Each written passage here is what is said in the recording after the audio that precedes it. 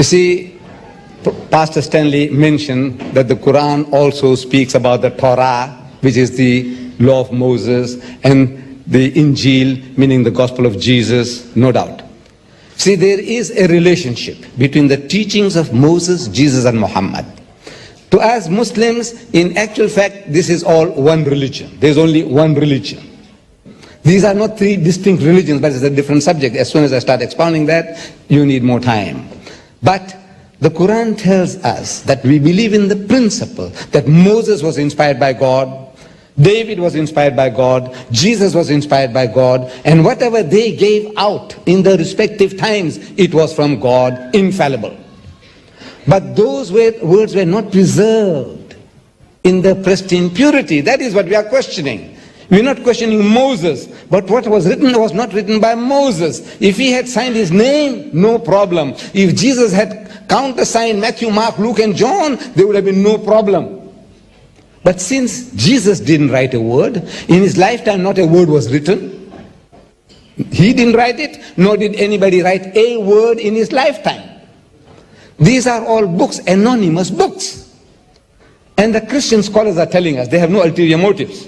I might have, but not your scholars. What ulterior motive do they have to tell you that Matthew has used Mark's gospel freely? In the language of the school teacher, he was copying wholesale from Mark. And Mark was not even one of the 12 disciples of Jesus. Why should an eyewitness and a ear witness like Matthew go and copy somebody who wasn't there? It doesn't make sense.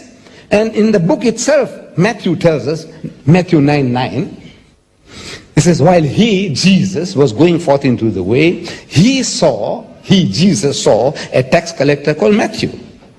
And Jesus, comes up to him and he says to Matthew, follow me, and Matthew, followed him, Jesus.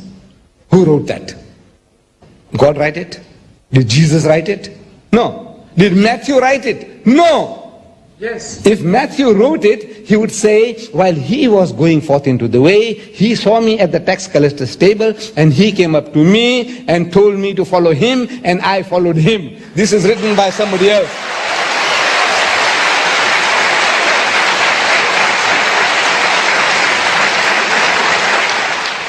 Dيدات, is there anywhere in the Bible mentioned that Christ was God, the God of Moses, of David, Noah, Abraham, and Adam, and that he was the creator of this universe and creation?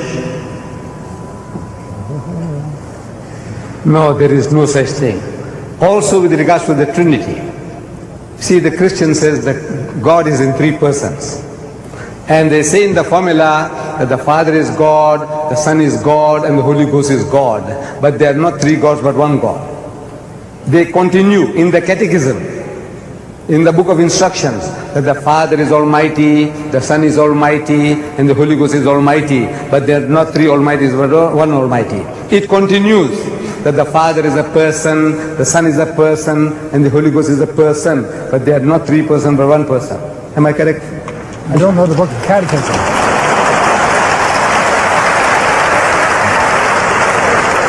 I am asking the Christian, the Westerner, who speaks English. You said person, person, person, but not three person, but one person. I said, I want to know what language are you talking? Is that English? I'm asking, is that English? That's gibberish. Person, person, person, but not three person, but one person. And Bishop Wakefield, in his book, it just happens to be here, he's written about the doctrine of the Trinity, attributes of God, Trinity, the triune God. And at the end of his essay on the Trinity, Bishop he says, yet there are not three gods, but only one God only, as seen in the previous section. Therefore, we conclude that there are three persons in the unity of the Godhead. And the support is 1 John 5:7. 1 John 5:7. One second.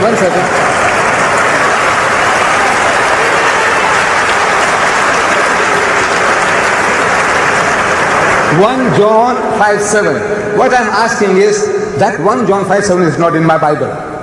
I want you to find that for me in this Bible of mine.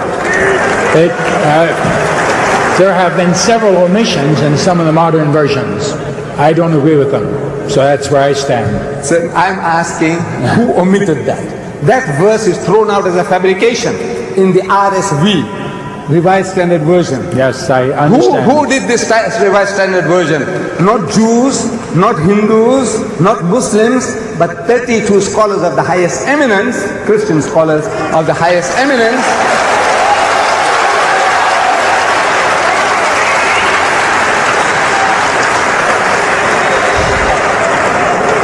32 scholars of the highest eminence, backed by 50 cooperating denominations of Christianity. They threw it out as a fabrication, and the whole Christian world is thumb-sucking a fabrication and creating a new Godhead, a 3-in-1. This is the Bible. Thank you. I happen to disagree with those scholars, because scholars can be mistaken.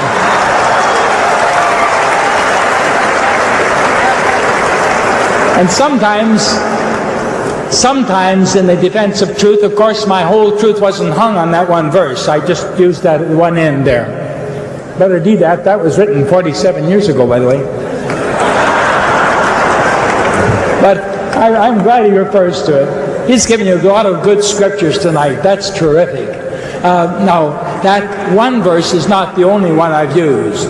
But I will say this, and I say this respectfully, that because a man claims to be a Christian scholar or become from a mainline Christian denomination does not mean that he is a committed Christian any more than a person who says, well, I'm Islam and doesn't practice it. Thank you. Ladies